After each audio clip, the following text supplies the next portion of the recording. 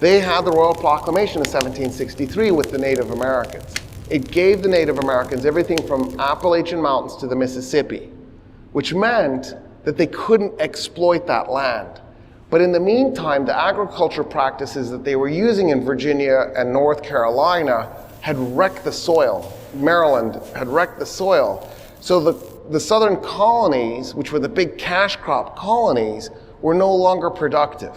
The Virginian soil was so ruined, in fact, that Virginia had to import tobacco by the time of the Revolution. Actually, by 1754, Virginia was already importing tobacco.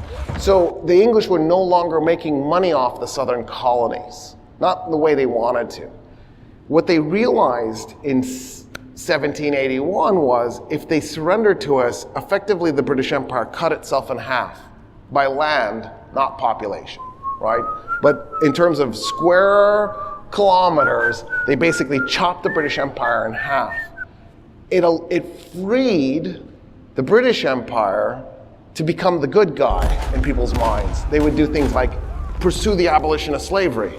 But in the meantime, it would allow us to keep slavery, terminate the relationship with the Native Americans, genocide them, steal their land, bring slavery there, and then grow tobacco and cotton on that soil.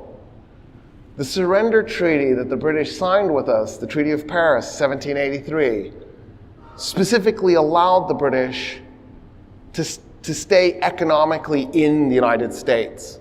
So for all intents and purposes, the United States remained part of the British Empire economically. The reason that mattered was because it meant for economic purposes, it was as if we had never gotten independence, which meant they could still make money off